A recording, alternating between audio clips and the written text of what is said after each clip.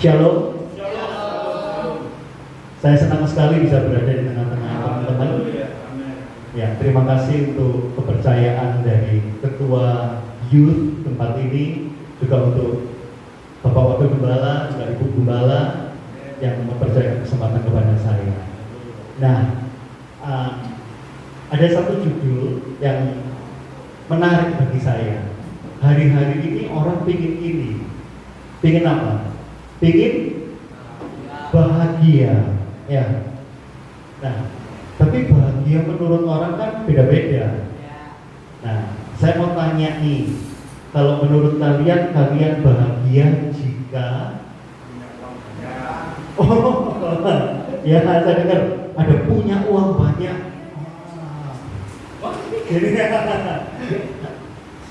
Ada lagi. Oh, punya iPhone. iPhone berapa yang terbaru?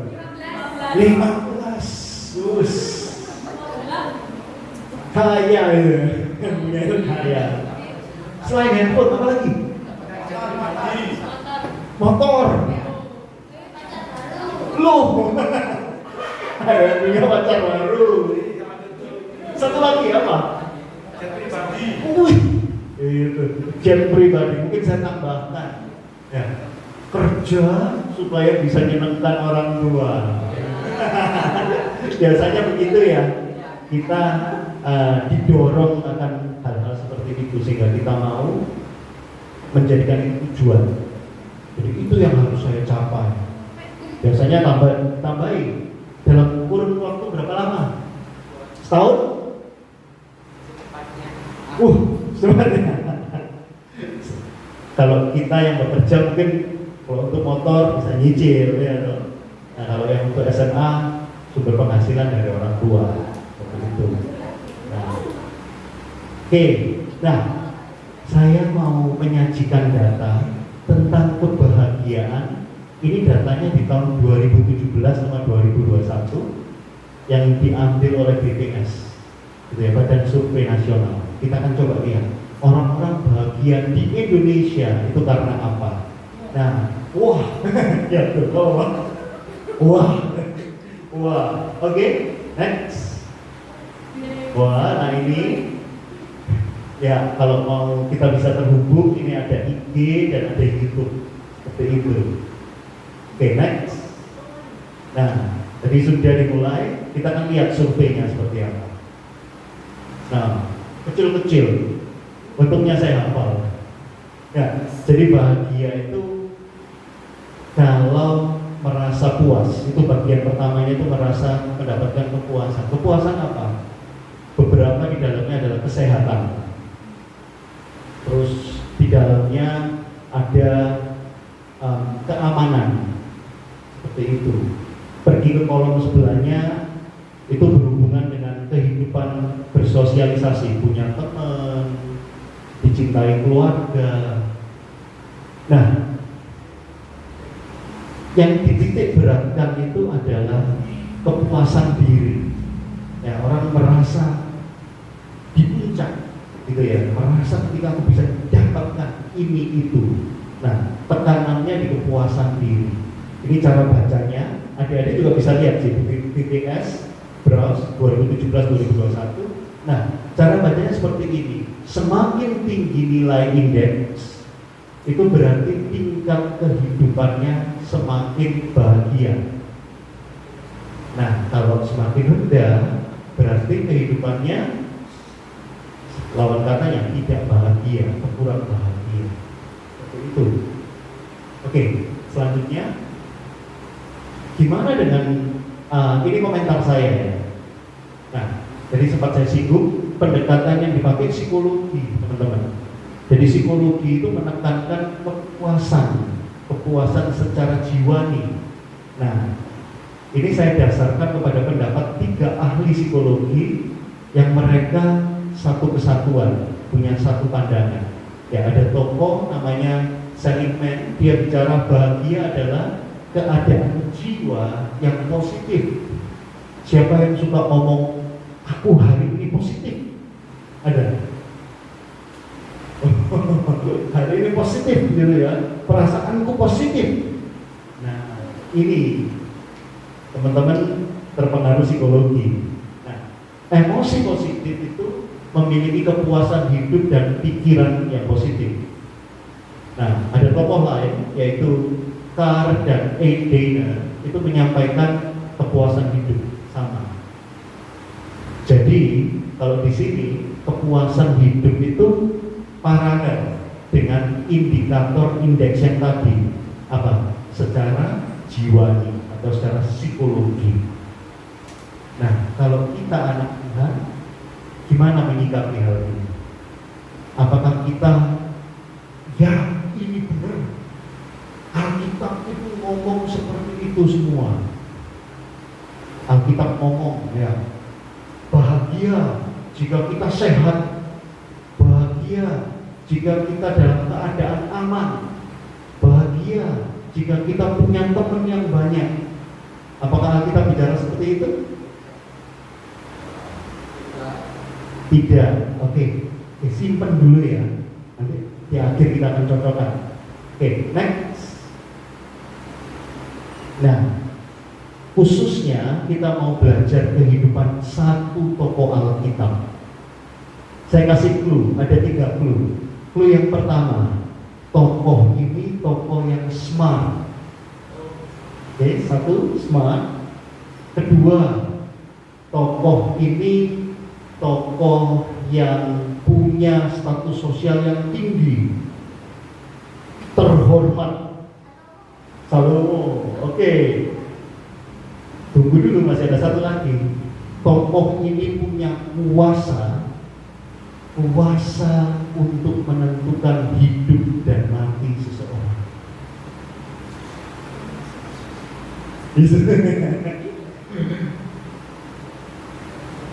Kabar sedihnya ini bukan Tuhan Yesus, bukan tentang Tuhan Yesus ya. Dia sangat smart, lulusan dari kampus terbaik pada waktu itu. Ya, dia seorang Yahudi. Betul, ya, Saulus yang berubah nama menjadi Paulus. Oke, tolong disajikan next. Nah, ya, jadi seperti itu ya. Nah, kita lihat next. Nah, Saulus yang berubah menjadi Paulus. Apa yang menarik dari tokoh ini? Setidaknya saya mencatat ada perubahan dalam hidupnya. Perubahan itu awalnya hidupnya normal-normal aja. Tapi satu ketika dia mendapatkan ada yang ngomong, mendapatkan parousia Yesus. Jadi maksudnya berjumpa dengan Tuhan Yesus secara pribadi. Dan itu adalah titik tolak perubahan dia. Oke, mari kita lihat. Nah, peristiwa-peristiwa penting dalam hidupnya setidaknya ada 3. Oke, next. Yang pertama, di Damsyik kita tahu peristiwa supranatural. Ya, apa?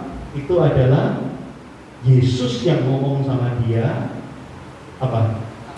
Mengapa ya kamu menganiaya aku? Dalam hal ini penganiaya jemaat dikenakan ya, diasosiasikan dengan menganiaya Yesus, menyakiti Yesus.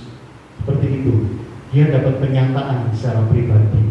Mari kita akan baca Kisah Para Rasul 9 ayat 3 sampai 5. Untuk mempermudah saya sudah sajikan. Oke, next. Nah, gaya ya, ada ininya. Semoga tulisannya kebaca ya. Oke. Kisah Para Rasul 9 ayat 3, 2, 3. Dalam perjalanannya ke Damsyik, ketika ia, Paulus, sudah dekat kota itu, tiba-tiba cahaya memancar dari langit mengelilingi dia.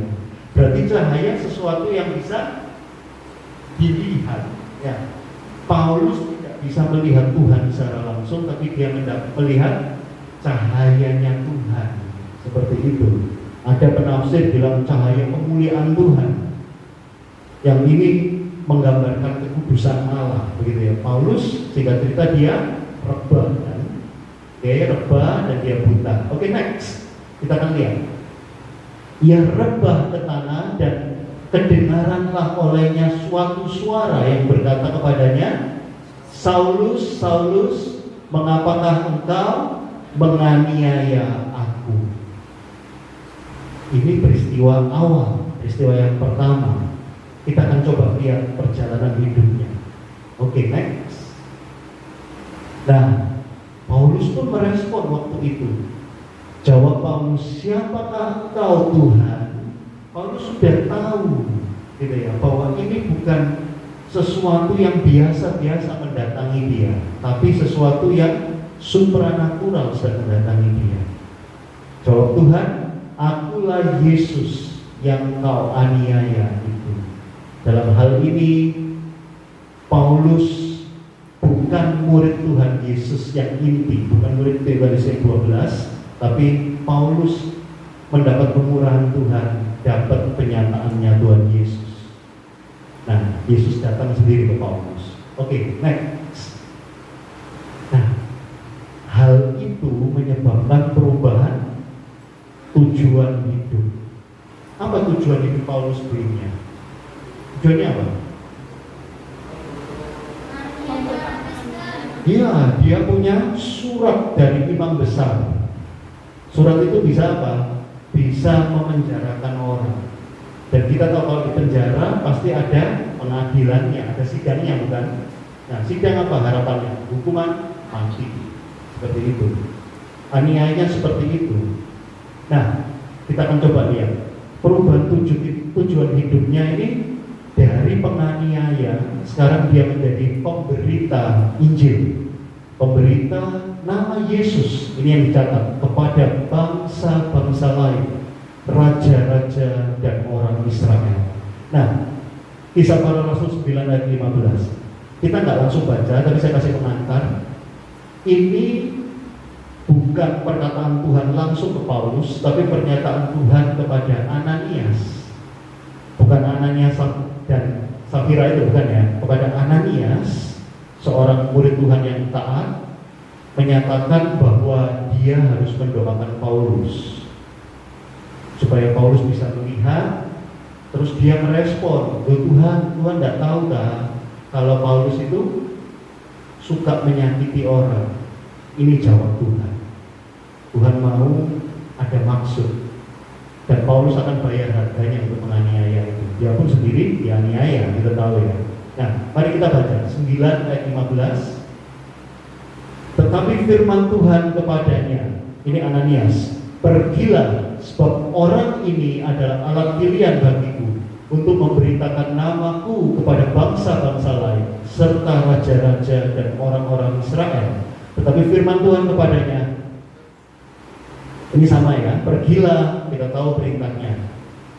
Ini berulang. Oke, selanjutnya.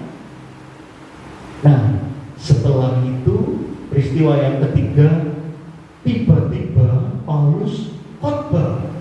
Paulus berdiri di rumah ibadat di Damsyik, di mana pendengarnya adalah orang-orang Yahudi.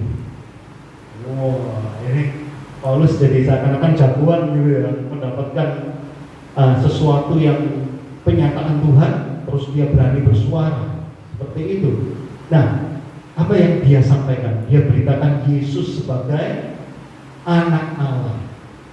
Oke, ketika kita bahas Yesus sebagai anak Allah, kita nggak bisa lepaskan dari kuasa Yesus untuk mengampuni dosa manusia. Seperti itu. Jadi kan kalau sebagai anak, berarti otoritas dari bapaknya itu ada di dia.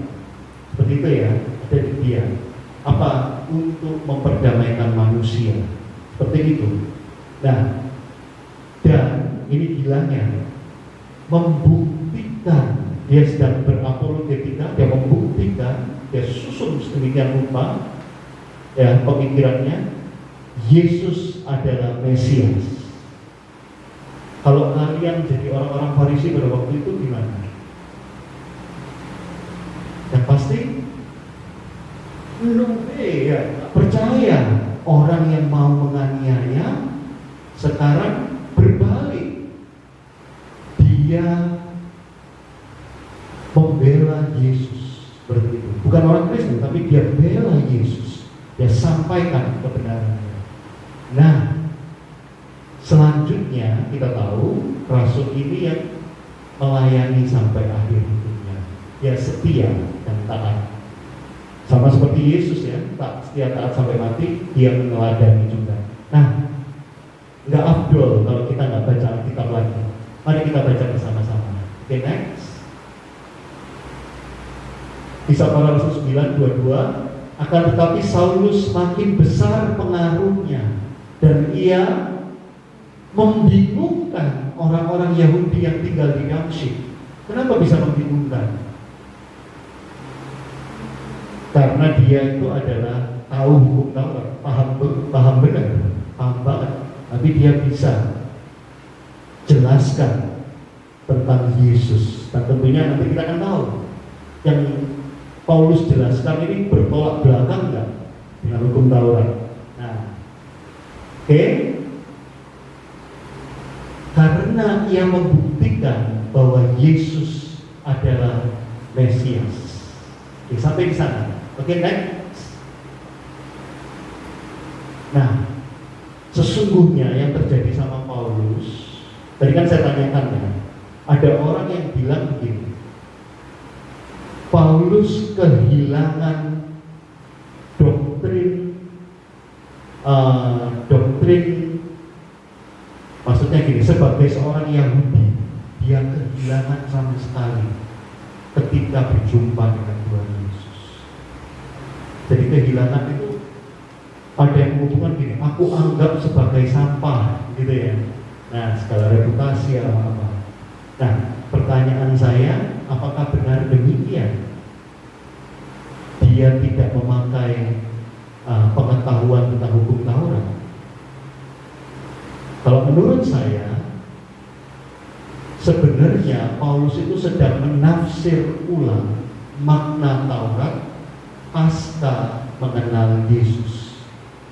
Dia tidak sedang menghilangkan itu, tapi dia menafsir ulang. Jadi kayak kita ada pemahaman yang baru. Contoh, kita melihat sesuatu hal, aku pahaminya ini, gini. Tapi setelah berjalannya waktu, kita lebih baca banyak buku, kita, ternyata bisa dilihat dari sisi lain. Nah, seperti itu.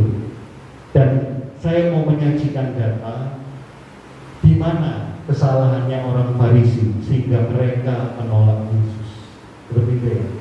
Nah, ini akan membawa pengaruh perubahan keyakinan dia, pemikiran teologisnya dihubungkan dengan hubungannya dia dengan orang sebangsanya. Kalau di dalam PL kita ngomong saudara, arti lainnya saudara itu menunjuk kepada orang yang kebangsaannya sama. Ya, dalam hal ini orang Yahudi. Kita perlu ingat, Paulus dianiaya orang Yahudi. Ya, dia mendapatkan perlawanan hebat, sengit dari orang-orang sebangsanya. Nah, kita akan lihat.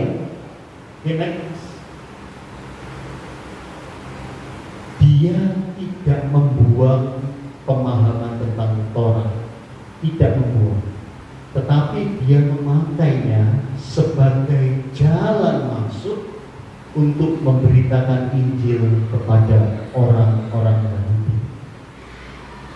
Nah, dia ini menyadari satu hal, ini yang paling penting, perhatikan baik-baik. Dia menyadari pemikiran orang Yahudi. Orang Yahudi menekankan hukum yang akan mendatangkan kebenaran. Ada di Roma 9 ayat 31 yang dimaknai hukum yang menyatakan hubungan Allah dengan manusia. Jadi hubungan Allah dengan manusia diatur sedemikian rupa. Itu melalui hukum Taurat. Itu pemahaman orang Yahudi seperti itu. Nah, apakah ini masih relevan sampai dengan sekarang? Ya, jawabannya ya. Ketika kalian punya orang teman Yahudi, kalian boleh tanya seperti itu. Nah, oke. Namun dia menyoroti, dia soroti ada, mengkritisi bahkan istilah sekarang apa? Ini ada penyalahgunaan Taurat sebagai alat untuk dibenarkan. Yang harus Taurat itu nggak bisa membenarkan langsung, tapi apa Taurat itu harus dilakukan supaya jadi benar, supaya diampuni sama Tuhan. Penekanannya di situ. Nah, dan jelas ini berbeda dengan pemahaman Paulus yang sudah beranjak berarti pergi dari legalisme hukum Taurat. Dia sudah meninggalkan itu. Nah, Paulus posisinya saat ini yaitu dibenarkan, diampuni karena anugerah atau kasih karunia. Mungkin boleh next. Nah, bukan di hadapan manusia, tapi di hadapan Tuhan dan butuh iman kepada Yesus Kristus. Izinkan saya menjelaskan. Berarti dalam hal ini, kayak pakai yang tadi, iman adalah alat atau media supaya kita dibenarkan sama Tuhan Yesus. Ya, kita harus punya iman untuk datang kepada Tuhan Yesus. Yesus, ampuni aku. Aku sudah salah ini itu. Aku sudah jahat sama kamu. Aku sudah menolak percaya sama kamu. Gitu ya. Nah, itu semua bisa beres hanya dengan iman. Kalau orang Yahudi, mereka pikir beresnya dengan Tuhan, dengan Yahweh, itu dengan cara perbuatan, bukan perbuatan baik, perbuatan seturut hukum Taurat. Hukum Taurat itu ada perintahnya 600 sekian.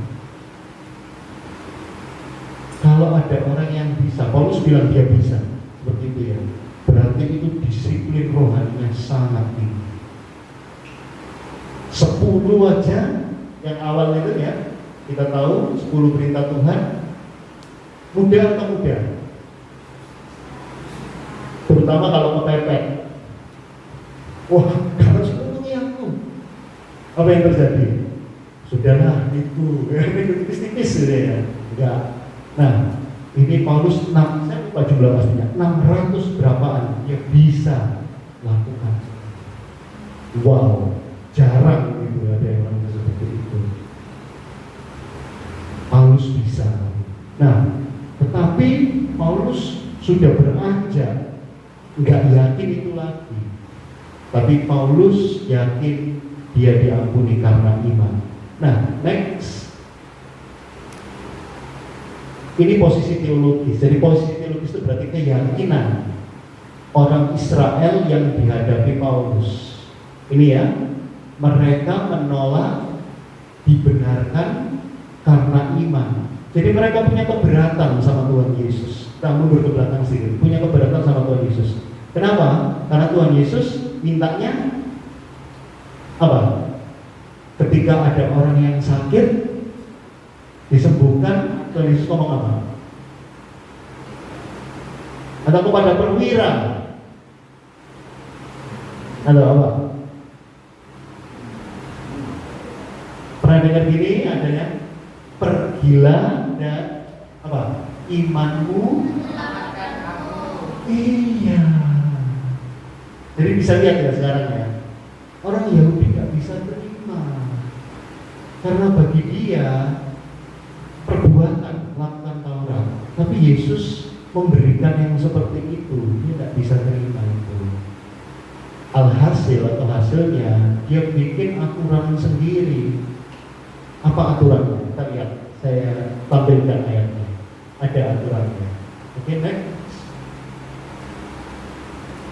Cepat next dulu. Oke, saya akan coba ya sampaikan. Kurang lebihnya begini seperti ini. Nah, orang Yahudi itu dia bersikeras di Roma juga dia bersikeras bahwa pembenarannya itu melalui perbuatan, dan dengan demikian dia mengatur aturannya, standarnya sendiri, dan dia disebut tidak mengenal Tuhan. Itu dia disebut tidak mengenal Tuhan. Nah, oke, mungkin kita bisa mundur satu. Sekarang kita coba lihat, kalau Paulus hanya bisa ngomong, buat apa? Benar nggak? Pernah nggak ketemu guru di sekolah yang ngajari, apalagi guru agama, yang mengajari mengasihi, tetapi kalau sama anak nggak membuat PR, nggak diampuni, ya. Wah, hukumannya caci maki, buku pribadi. Masih ada nggak guru ini? Ya, kalau ada ya, tulis di sana. Kira-kira kalian percaya sama guru seperti itu? Percaya nggak? Dia ajarkan, mari saling mengasihi. Tuhan sayang kita harus mengasihi. Tapi sama muridnya seperti itu. Kalian bisik-bisik ngomong-ngomong, guru ini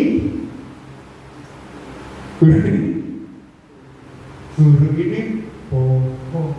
Ya, hanya bisa ngomong, tapi nggak bisa melakukan. Nah, saya pun juga melihat Paulus orangnya mengajar, tapi gimana dengan sikap? Sikap itu berarti keyakinan yang ada di pikirannya dia, baru diwujudkan dalam perbuatan. Kita akan baca, kita tahu dari arahan dia. Paulus berikan arahan, itu berisi cara pandangnya dia atas orang-orang yang menyakiti jemaat Roma. Itu ada di Roma 12, 14, dan 17. Oke, mari kita lihat.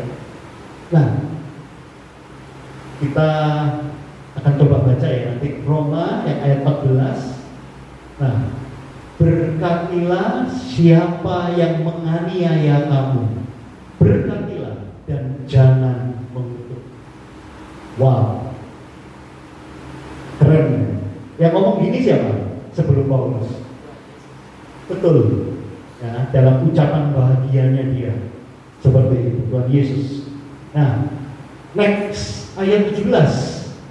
Janganlah kamu kalah terhadap kejahatan, tetapi kalahkanlah kejahatan dengan kebaikan. Ini seringkali dipakai orang-orang ya. Kalahkan kejahatan dengan kebaikan. Nah, apa dari dua ayat ini? Kita bisa menyimpulkan Paulus ini memperlakukan orang-orang yang gak suka sama dia. Ingat, yang gak suka sama dia itu bukan hanya orang Yahudi, tetapi ada bangsa-bangsa yang lain yang dia layani. Ada penduduknya yang gak karu-karuan, jahat sekali sama dia.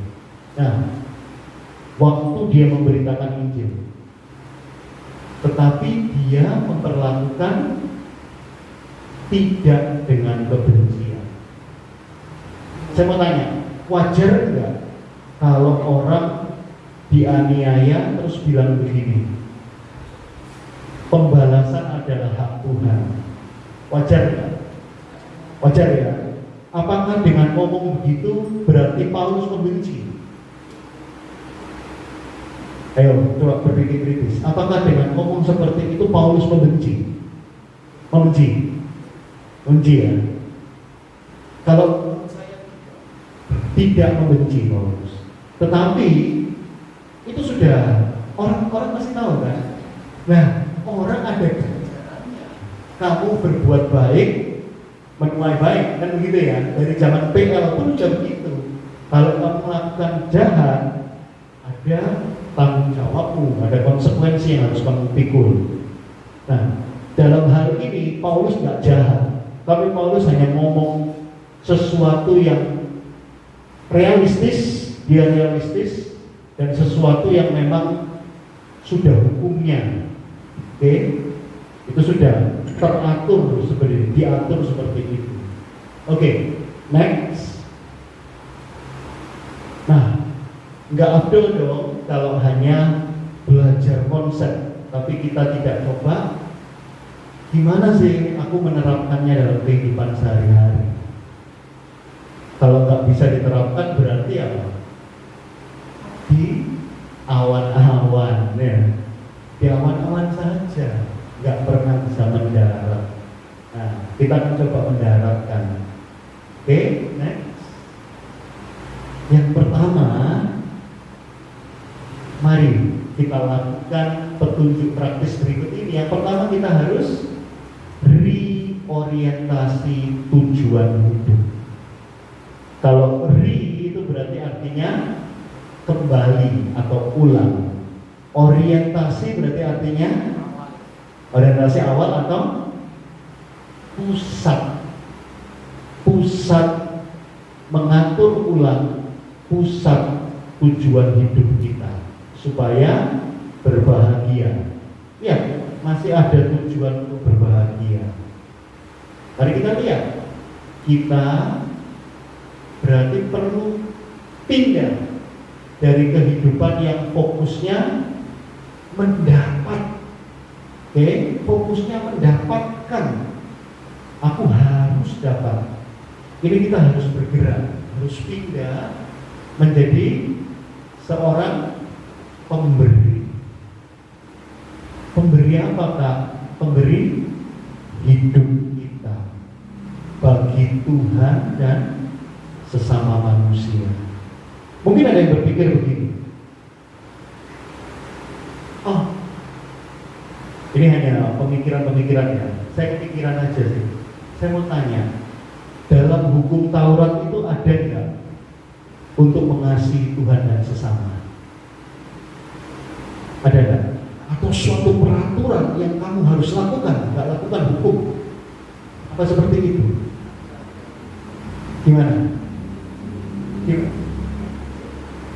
Dalam hukum Taurat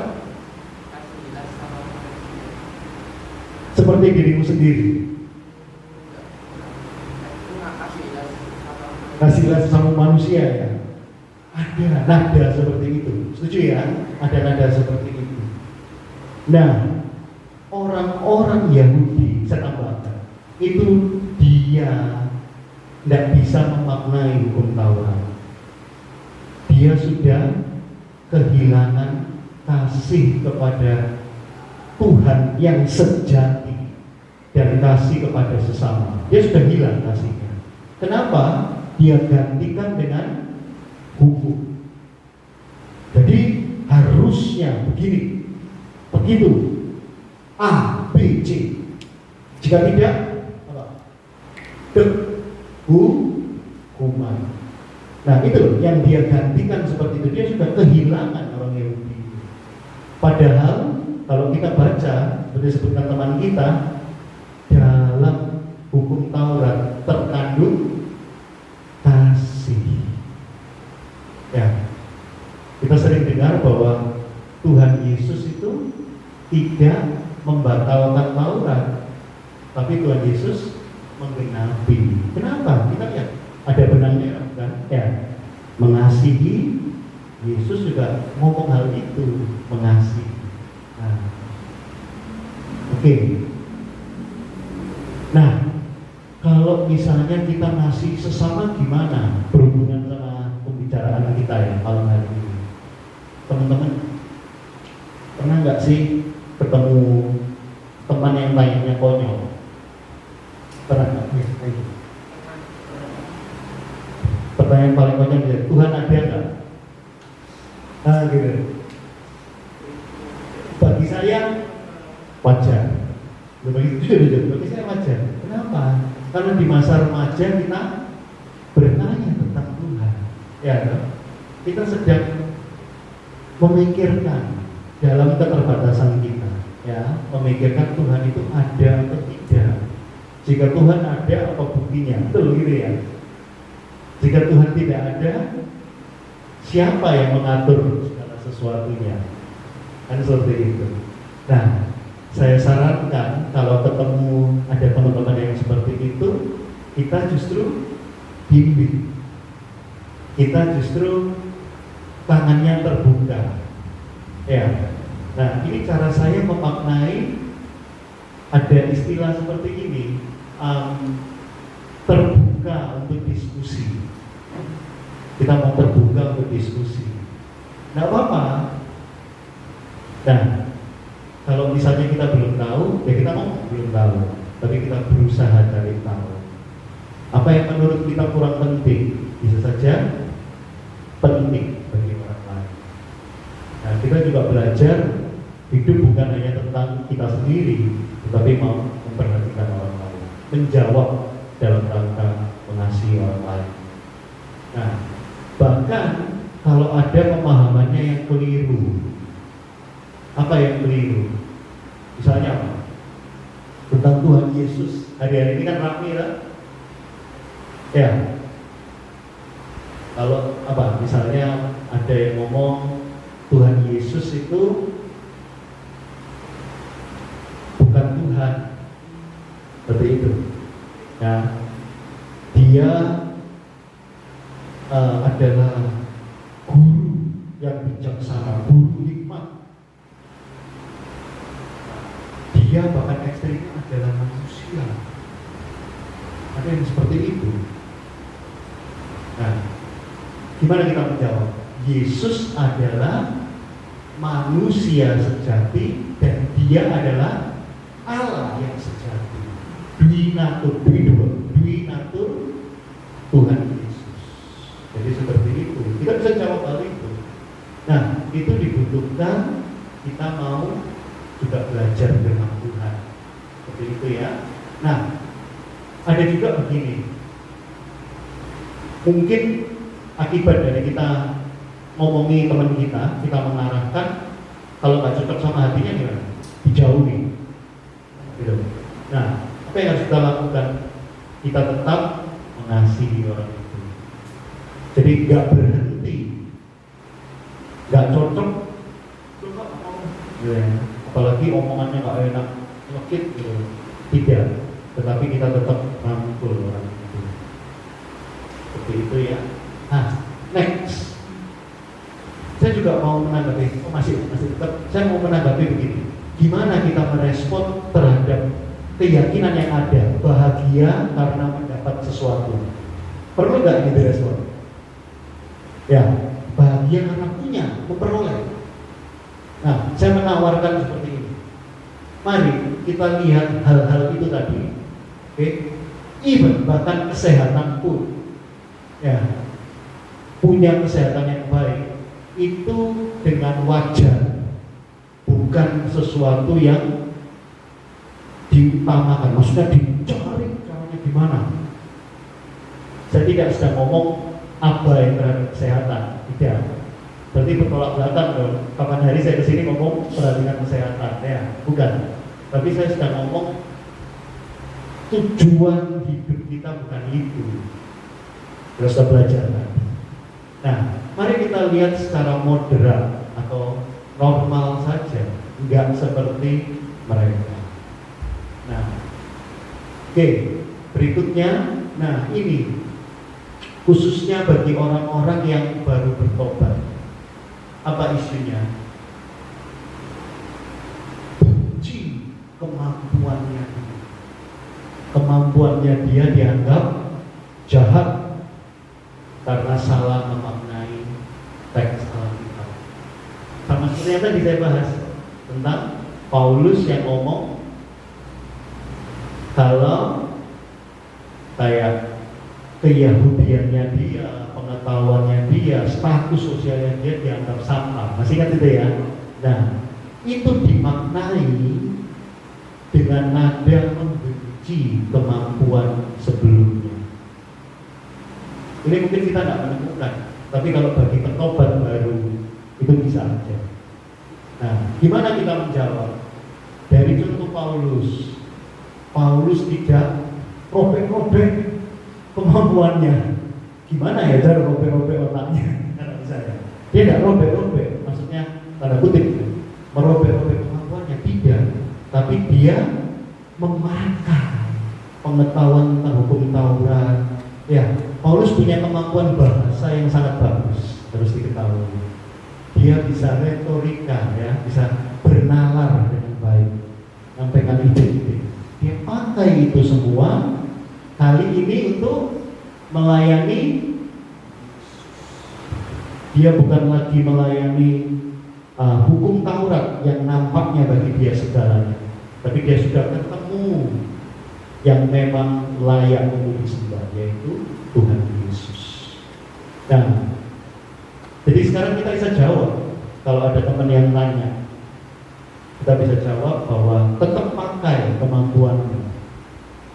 Kalau dulu tujuannya mungkin hanya dapat duit, tapi sekarang pakai untuk bersaksi, ya, pakai untuk melayani Tuhan, pakai untuk istilahnya gini, berbagi apa yang kita tahu kepada orang-orang, ya, seperti itu. Nah, oke, dengan kata lain, sebenarnya kita ini merubah tujuan hidup yang lama tentang kemampuan itu, ya, tujuan untuk pemanfaatannya menjadi tujuan baru yang tadi kita sebut. Oke, next. Nah, saya punya pertanyaan nih setelah kita belajar. Oke, tapi pertanyaan ini jenisnya bukan refleksi. Refleksi itu reflektif. Reflektif itu berarti menurutku akan seperti ini, bukan membandingkan dengan kehidupan kita, tidak. Tapi ini pertanyaan komprehensi untuk mengukur kita paham atau tidak, ya. Oke, next. Pertanyaan, seberapa beda ajaran firman Tuhan dengan psikologi? Oke. Nah, seberapa beda?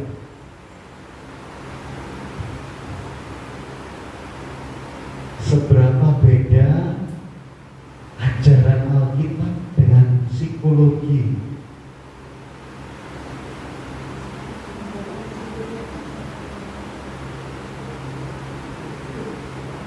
Dalam hal apa mereka beda?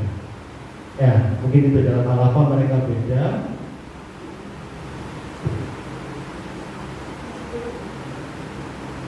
Kasih waktu deh, kasih waktu 2 menit untuk diskusi. 2 menit waktu sesungguhnya.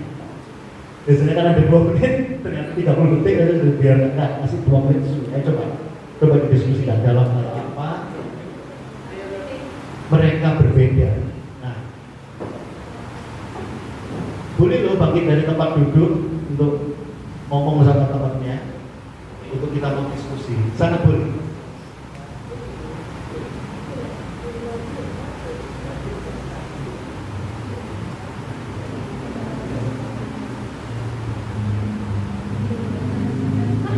Meskipun baca nanti harus pakai kata-kata sendiri, parafrasal.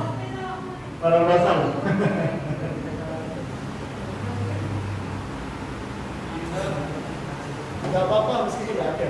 Coba, meskipun tidak ada itu. Ayo.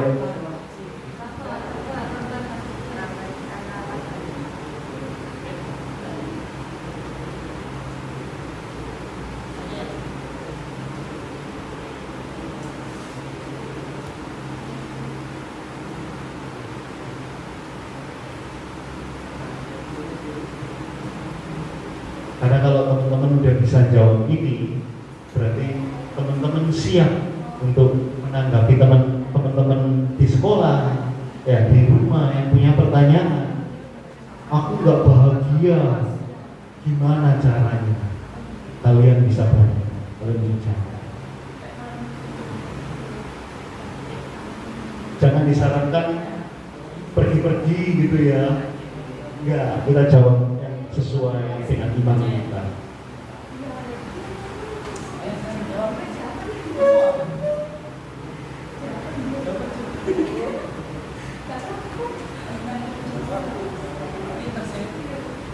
Ayo, ada 30 detik, masih ada 30 detik.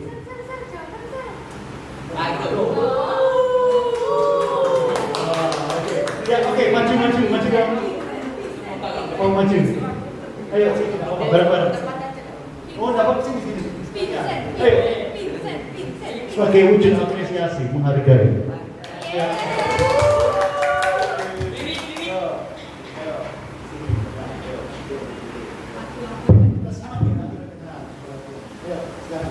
Psikologi. Seberapa beda? Soalnya kan seberapa beda psikologi dengan ajaran Alkitab. Kalau psikologi itu lebih ke kita menerima sesuatu dari orang. Kalau ajaran Alkitab kita memberi sesuatu untuk Tuhan. Ketika memberi. Gimana teman-teman setuju? Makanya setuju? Ayo, nggak setuju. Besok remaja hari. Kalau betul dikasih jempol. Sebentar, saya kasih intip Pak Intip ya. Apa jawabannya? Kemudian dulu. Oh, Ya, ayo kita tunjukkan, kita respon ya jawabannya. 1, 2, 3.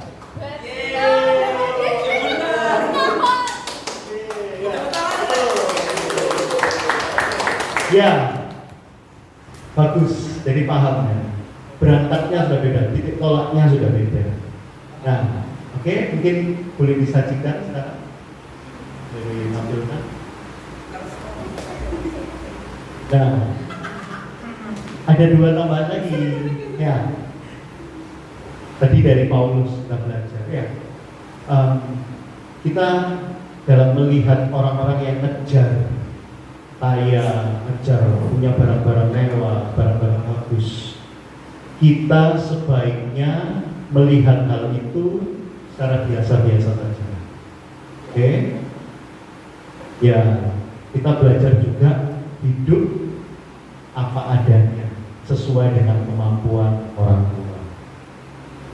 Next, ini yang terakhir, kita mau apa?